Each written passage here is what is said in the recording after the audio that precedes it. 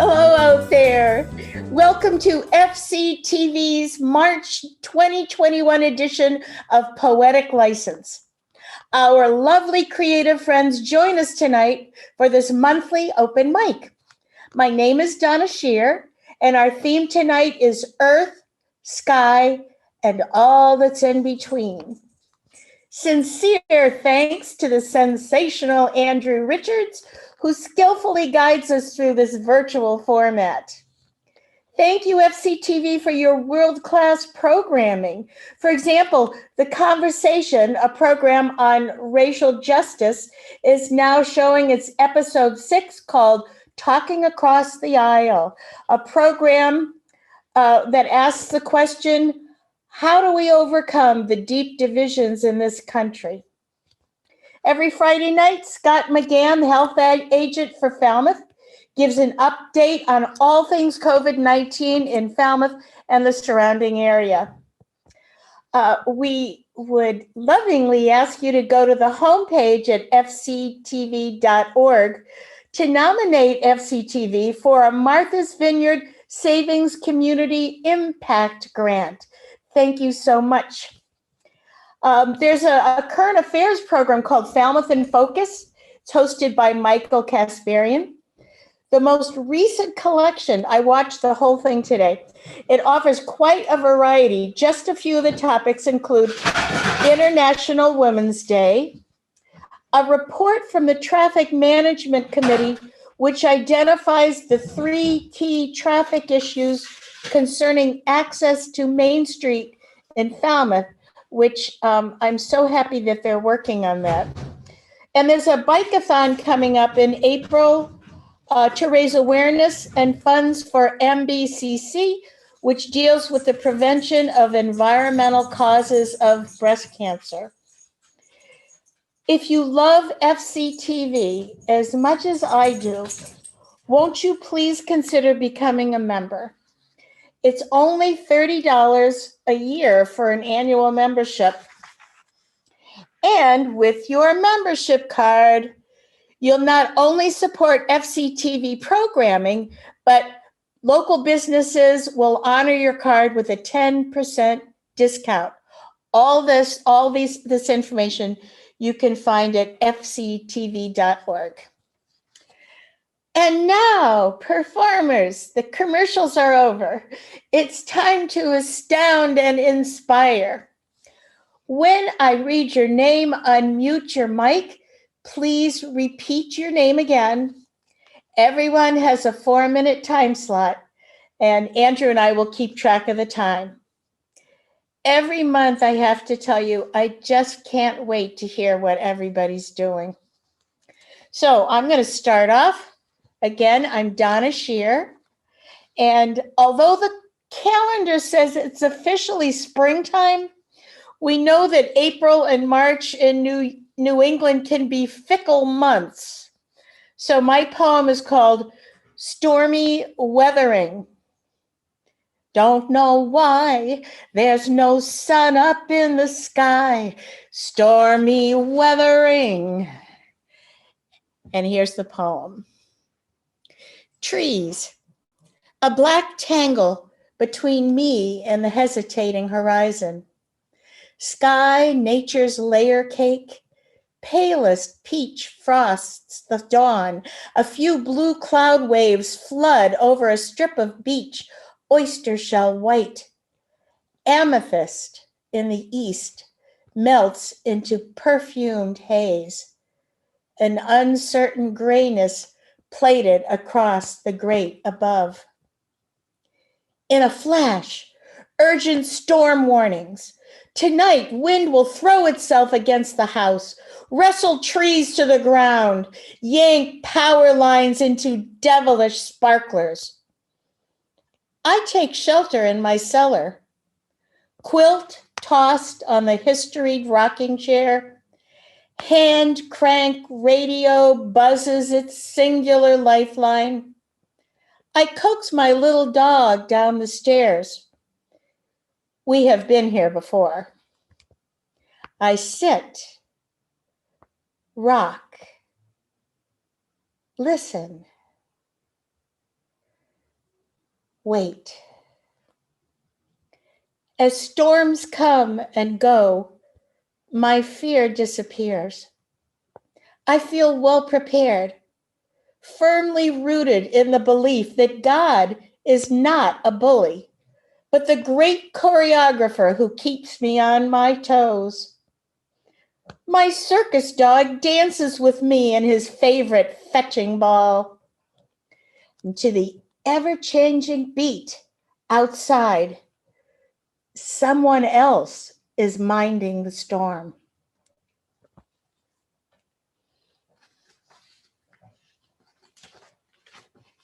Thank you. So wonderful to have a listening audience. All right. Now, performers,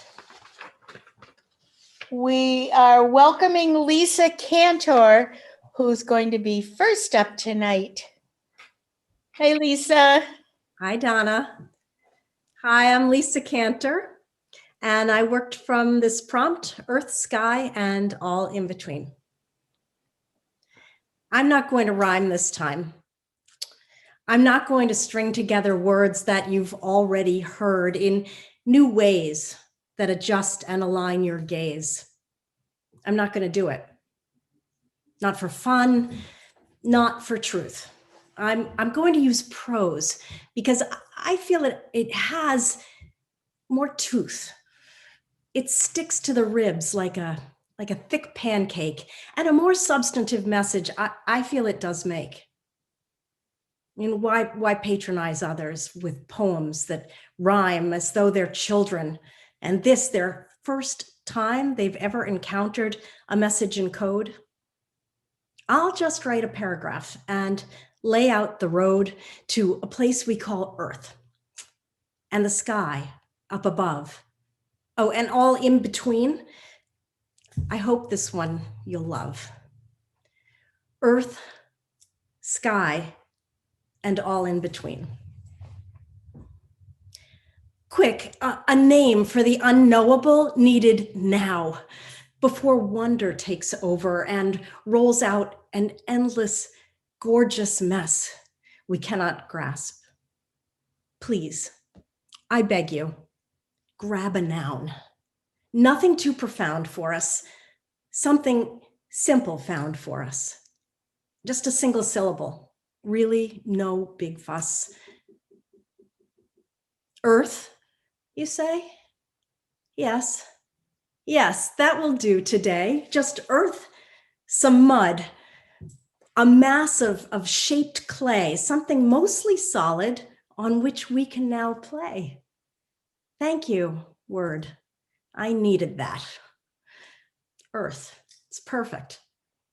Round or flat, pinned beneath our feet, beneath our wheels. A place for our tables upon which we'll share meals. We feel it, right? Below us. And now there's a name. Earth, you support us, and that's no game. But quickly, now again, I beg you, please fly. Come to my aid with another noun. Why?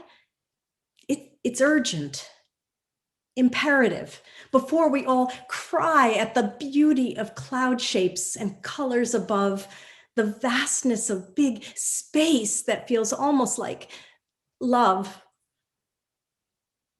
Sky, you say? Yes, that's more than okay. One clap, one sound, and we can look up and say, sky, you're above me, and I'm right down here. I can breathe again, now that notion is clear. These parentheses of sky and earth relieve me of awe and fill in the dearth of nowhereness, seasoned with glimpses of bliss. An agonizing, existential vocation. I can now tell you my GPS location. Thank goodness for words, especially nouns. For where I was once lost, I now can be found. But what of the in-between space that is left? Our brackets, sky, ceiling, earth, floor, but the middle's bereft without shape, size, and mass. We must continue to seek. As beauty is wordless, let us listen and no longer speak. Yay. So beautiful, Lisa. How nice that you really took the theme tonight and ran with it.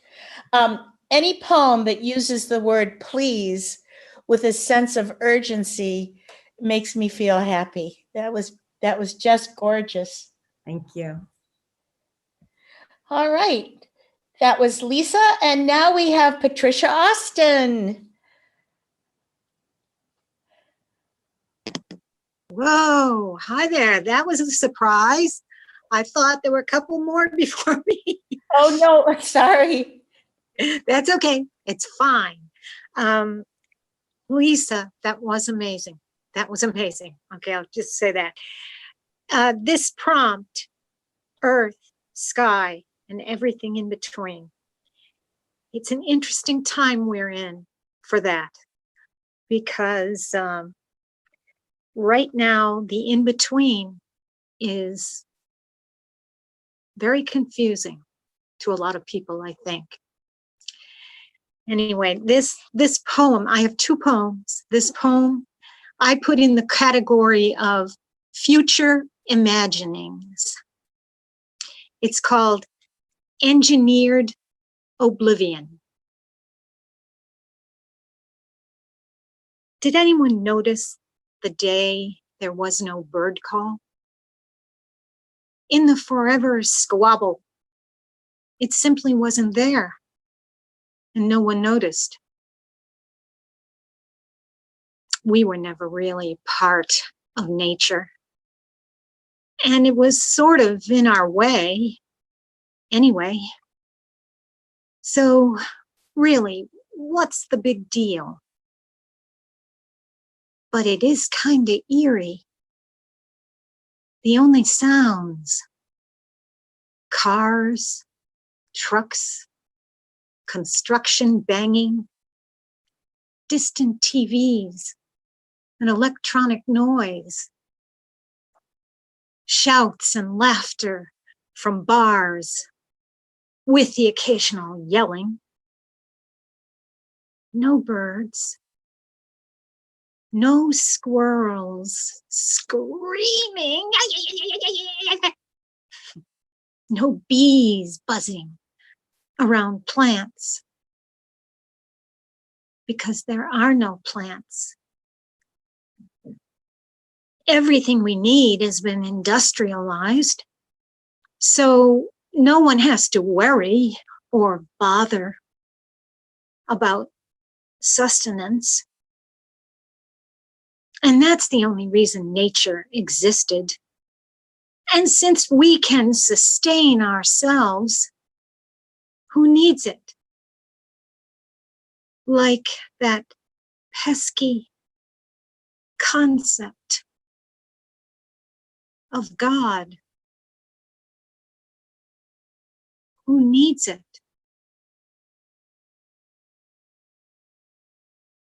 So why am I so sad?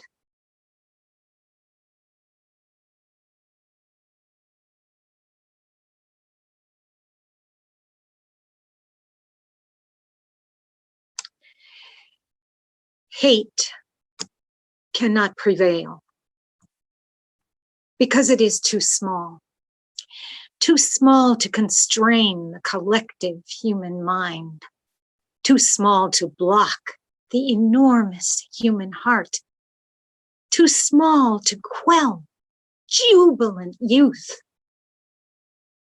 Sun's pervasive light sheds visibility through cracked veneer, exposing hate too painful to endure, even by those whose tradition of greed and fear imposes, improvident, complicit, cruelty.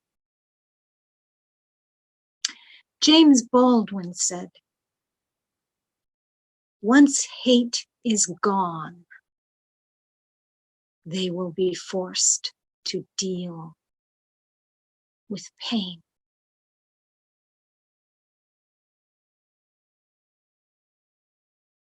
Thank you. Thank you, Patricia. Boy, that first one was another urgency poem. I loved all the auditory words that you used. We get up in the morning and we hear all the birds singing now, just more and more and more and more. And it does make me sad to think there might come a time when there's silence instead of that gorgeous sound. So thank you so much for that beautiful poem. Looking for Mr. John Jackson. I'm here. I am here. Okay. I totally missed the boat on the theme today, and I'm sorry, but that's okay because I've got some more limericks of protest. The president was heard to say, "Vaccines for all by end May." That's good to know. 1 year ago, we were told it would just go away.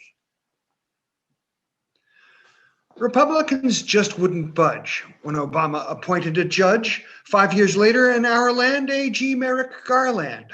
Karma, she sure bears a grudge. Sun at zenith defines local noon, so longitude should call clocks tune, but science must dictate standard time at a picked rate, which is always too late or too soon.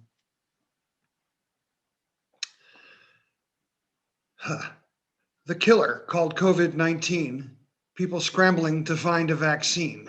We want to get shot, Moderna, Pfizer, but not getting shot with an AR-15. Okay, now I found something else to do with my copious free time. Lisa, I am sorry, I am rhyming stuff, or at least I was. Now I'm doing something slightly different. Homophones. When I learned to sail as a tot, one lesson the old sailors taught, forces are massed to topple the mast. Keep your halyards and stays very taut. For her breakfast, my love peeled a pear. What she saw when she started to pare looked a little like wood, so she thought that she would take another, and thus peeled not one, but a pair. Some poets will tell you that they're writing good poems by their creativity versus the strength of their verses, as though there were no difference there. The following is my mother's favorite. I punched and I elbowed and kneed, but that dough was just too tough to knead.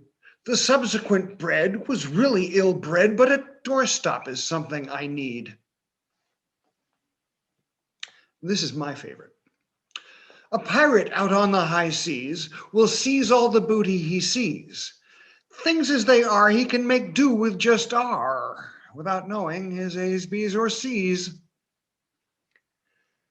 A place I like to go to is wordplay, and you can come too. The writing of prose I will leave to the pros, but amateurs, you and I can be too. There was an old man from Kew who kept his long hair in a queue. If he shaved himself bald, he would look Kew bald, but instead he resembles a queue. I'm having a bad day, says I, but better than a poke in the eye with a sharp sticker pole. But let's take a poll. All those in favor say aye. And lastly, a meta limerick. I never met a limerick I never didn't like.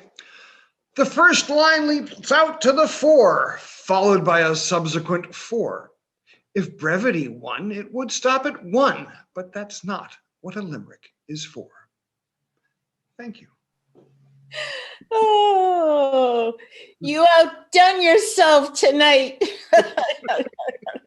I love homophones. Yeah, it's just something I started doing, and then, well, I 2 days a week I have like a 2-hour commute, going from the Cape to my other life, and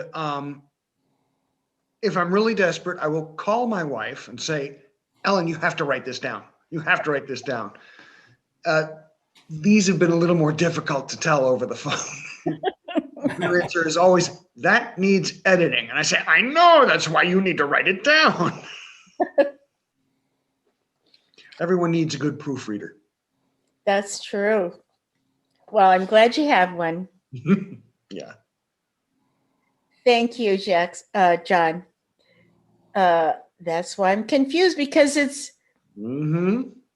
it's Jackson Gilman next. Why did we put you together? Because the person between you didn't make it yet tonight. So nice to see you, Jackson. Nice to be back. And I love your wordplay, John. It's fabulous. Okay, well, very recently, the past few nights, we've had the pleasure of going out in our backyard and listening to the mating ritual of the woodcocks. And if you've never heard it, it's a very, very peculiarly interesting musical affair. You really get to have an ear on what's going on there. And I'll try to describe it in this piece that I wrote many decades ago, and I lived in Maine. There's two short pieces, both when I lived in Maine decades ago. And this one is called Two Woodcocks. His courtship is a wondrous wooing, wings whistling as he soars into the night's descent. At his apogee he twitters, spiraling down to his intended, lands deftly on their mating ground, toots his horn at the completion of his latest public display of affection. A nasal meep. It sounds cartoonish to us, but it is no doubt the sweetest music to her ears. Perhaps she coos, "Oh, do it again," and he is happy to oblige. Me. Though he impresses all of us in earshot, he cares not a whit, for it is only her he aspires to delight, and they consummate more privately. Later, in early June, he leads the way across the road. At 50 miles an hour, I am a graceless invader. I divide them, and she cannot follow. He stays and waits in the middle of the road. He wonders why she dallies. She who was so chivalrously won is now so crassly lost in a violent separation. I don't know whether his heart is broken. I can't speak for him. But as I lift her broken body, mine cracks sharply, knowing I have shattered their bond.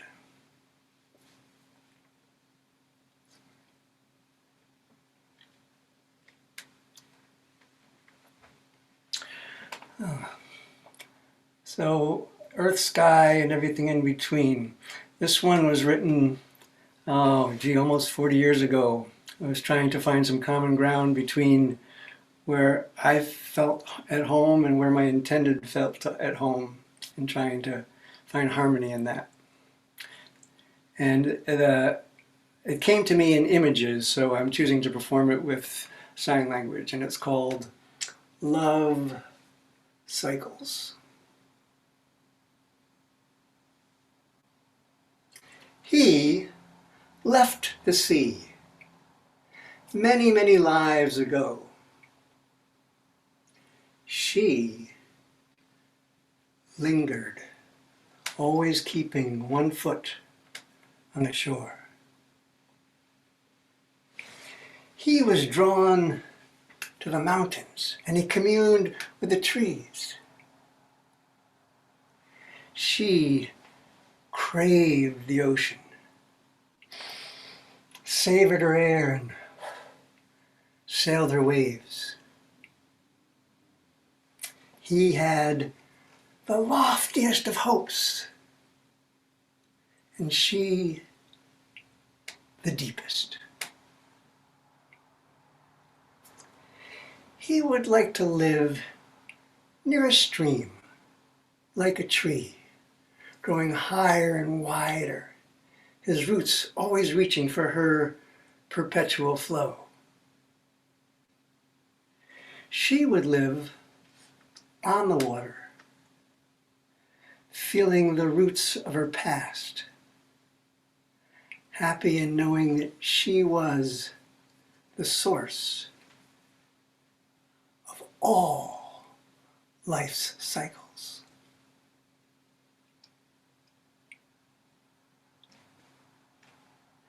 They were there for each other, and in that they gloriously flourished. His waters fed her, and she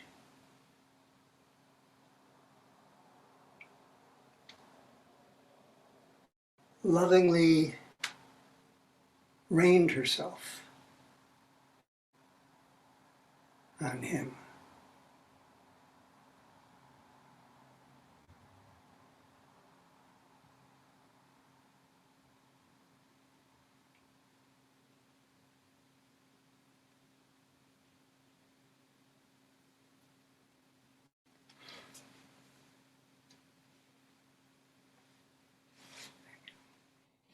Jackson, both of them so beautiful. The first one was quite a shocker there. But isn't poetry twice as lyrical when you add the sign language? It's just amazing how much the physical and the verbal unite to make the poem even more beautiful. So thank you for doing that.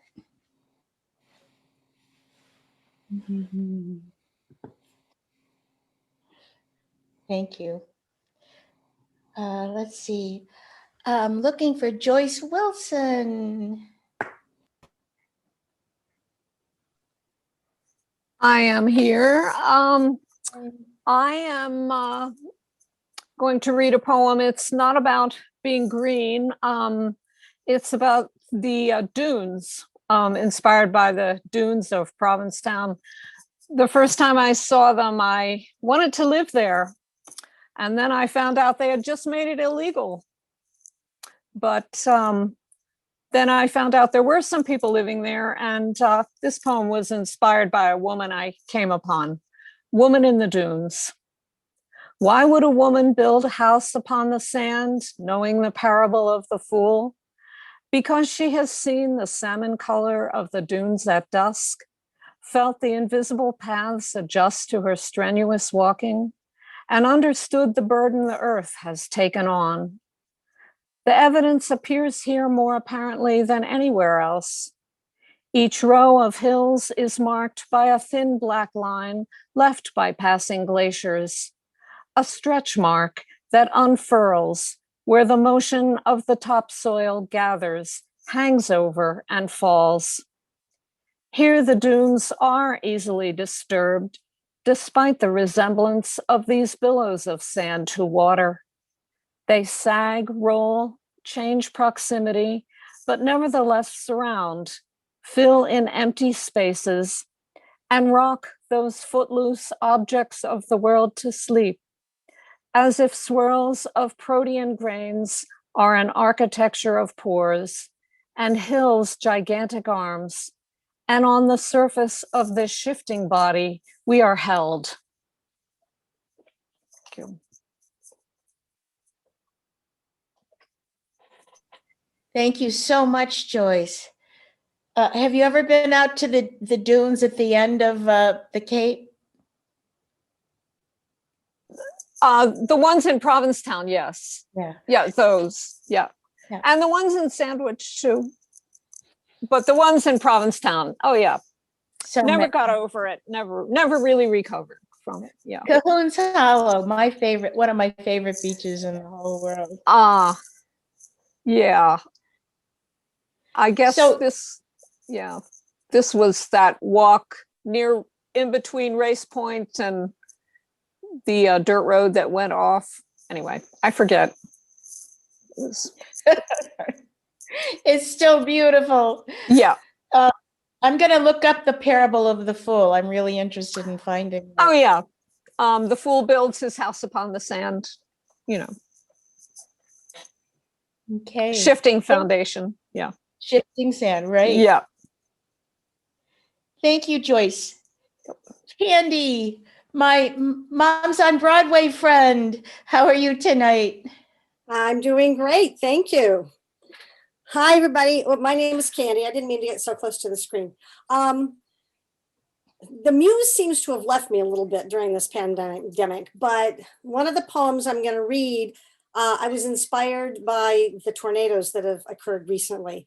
But first, I had a microfiction story that I had submitted. It's only 198 words long, and I thought it kind of fit the theme of the sky and the earth and everything in between. You'll get it, I think, when I read it.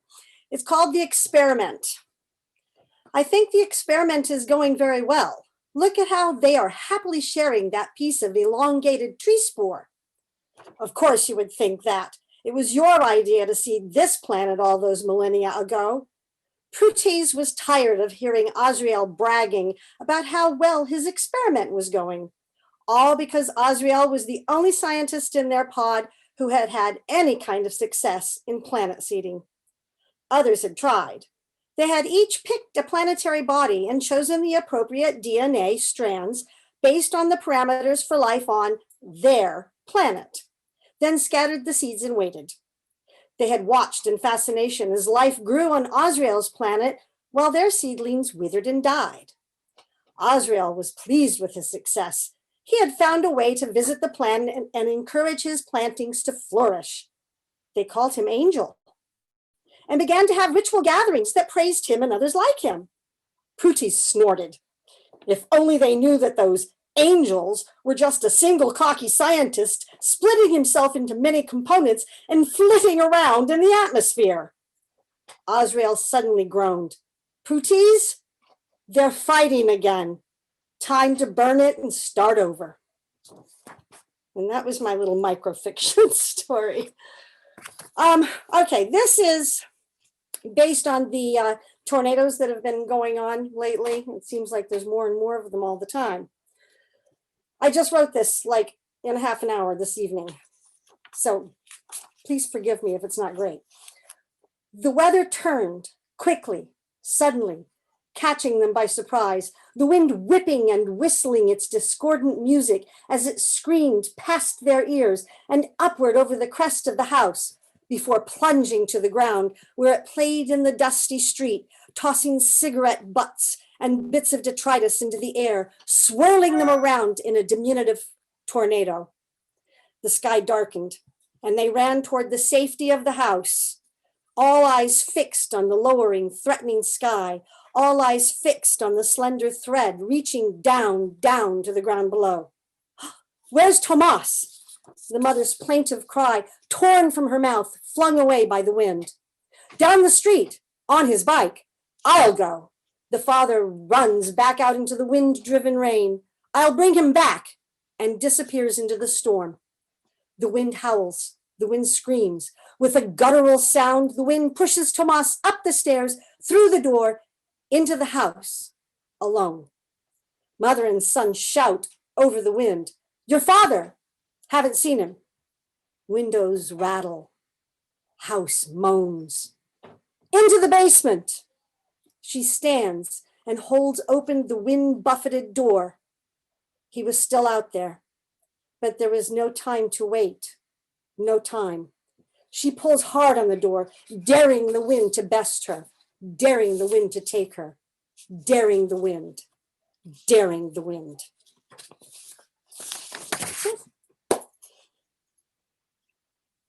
Thank you. So lovely. Candy, we're on the same page. I've been thinking a lot about tornadoes too, and you made it a very exciting poem, you know. That was very, I was right there with you, honey. I've been in a tornado in Kansas and looked right up the funnel as it went over our house. So yeah, I know what it's like. It's Wow. not fun. It's scary. Wow, well, you speak from experience. Thank you. Sue Beth Carlson. And how are you, my friend? I'm fine, and I'm just reminded of a poem that I wrote about tornadoes, so I'll share that another time. But this one came to me in Maine in 2018. It's traveling home. Especially in these challenging times, creativity welcomes us to its home, the place where art meets spirit. This poem is called Painting Water. We awoke as divine brushstrokes of light were being painted upon the water. Floating later on the fluid canvas in our canoe, we imparted a path of light all our own. Drawn past a bouquet of trees in their small lakeshore island vase, we were traveling home. And the second one was written this month, March 2021. March madness. Is it mad to stay inside behind a mask of hurt and pain? Or is protection serving well, keeping us safe from wind and rain? We walk or dance through each encounter with our own instinct and response, and mirror madness to reflect just what it truly does ensconce. Let's march back into life. Let's spring forth into love, emerging from the cave to gaze on skies above, and join in the parade of others taking part in what it means to be here and gathering with heart. So sing it to the heavens, swim with it in the seas. There's never been a moment more significant than these.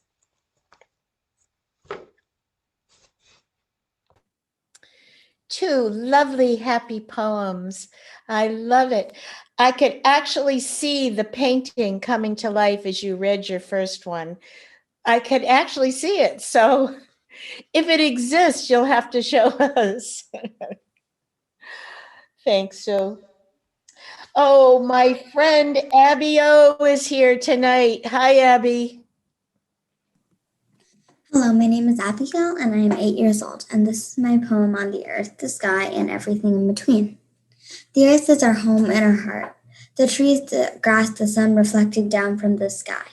The sky is where the birds fly, where life becomes love, shining down, practically singing a song that takes us, leads us, shows us back where we belong.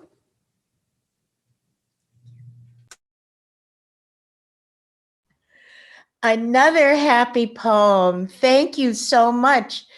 Man, 8 years old. I can't wait. Every month I can't wait to hear what you bring to us. It's wonderful, darling.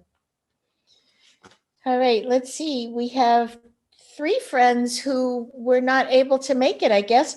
So Rich Latimer, you've been patient, but it's your turn. You're up, my friend. I wasn't sure whether I was going to do it or whether it was going to be done for me. So, I'm not a poet. I'm a lawyer. I write a lot, but nothing that most people would be interested in. And I do enjoy fiddling around with the guitar and singing and writing little ditties and so forth. I usually do either faith-based songs or political satires. This one is a little bit in between the two, not satire, but definitely has some political content.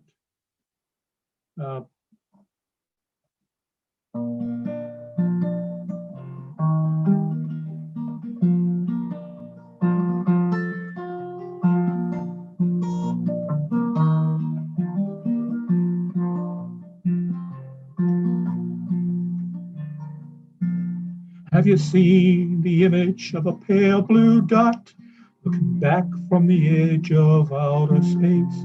Did you realize that it's all we've got, the only home of the human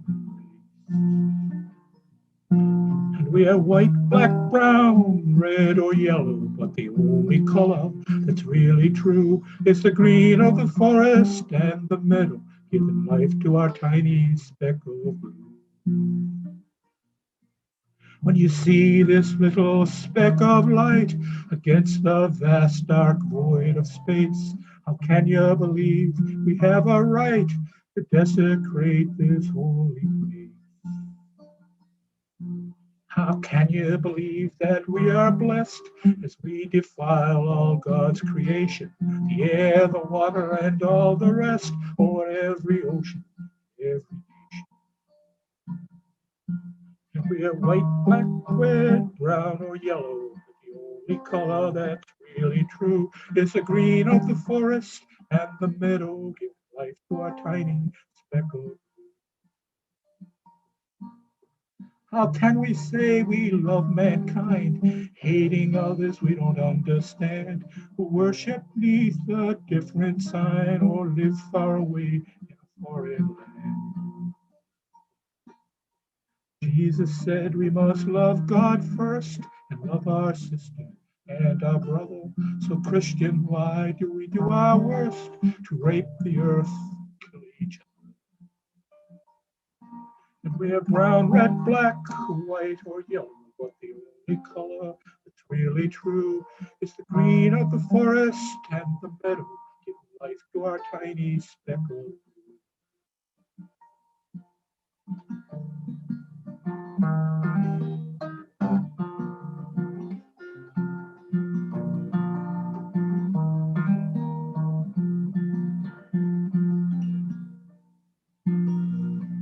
When you see our tiny pale blue dot alone in the vastness of dark space, you must realize that it's all we've got for humanity to find God's grace.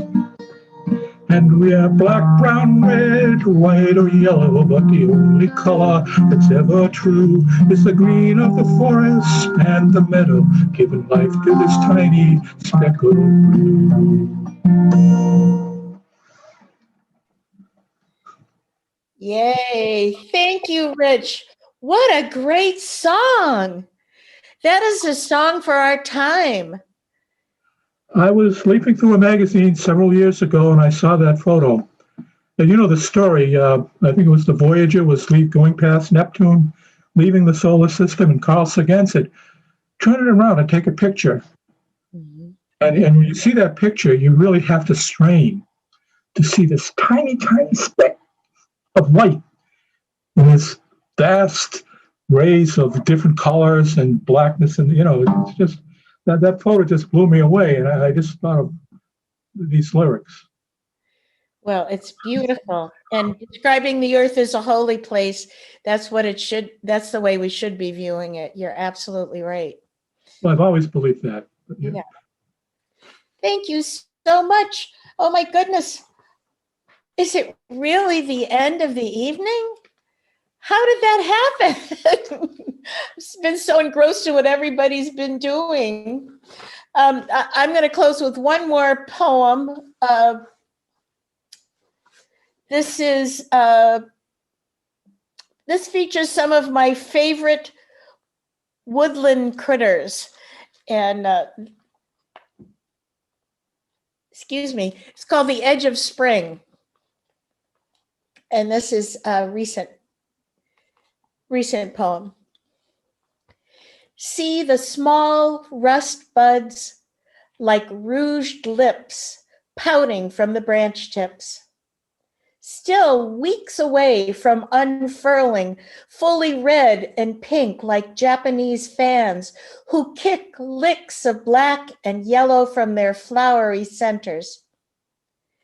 Branches twist and crusted with morning gleam, trim thin yet sturdy enough to hold the squirrel, who is still foolishly buttoned up itching in his bulky gray coat twitching to get on with the acorn hunt. And the sweet-faced chickadee alights on her twiggy legs, eyeing the branch for breakfast. Like my thoughts, she flitters away along the edge of spring. Yay. Well, we have, let's see, I don't want to forget my closing notes. You all realize that this edited performance will be shown on FCTV on Channel 13, as well as the YouTube channel. You can email any thoughts and suggestions to Andrew at fctv.org. And if you'd like to be a performer, those of you who are watching this program, please sign up for the next Poetic license, which will be on Thursday, April 22nd. And the theme will be Hope Springs Eternal. The one following, the following month will be May 20th. We don't have a theme for that yet, but it's a different week of the month, which is why I wanted to make sure to announce it today. Mary Swope is not here tonight. She had a conflict. She told us last month that she just had her book published called Phosphorescence. It's a book of poetry. And she's going to have a virtual reading on April 8th at 7 p.m. If you're interested in it, you can go to West Falmouth Library at gmail.com. West Falmouth Library at gmail.com. And she's going to be sharing a lot of the poems from her book, Phosphorescence. So Nice. we like to support one another, whatever anybody is doing, we really like to support each other. Thank you again, Andrew Richards, performers. Thank you. You awed us. Once again, have a super optimistic month until we see you again. And please, friends, be well and shine on. Thank you so much. Thank you.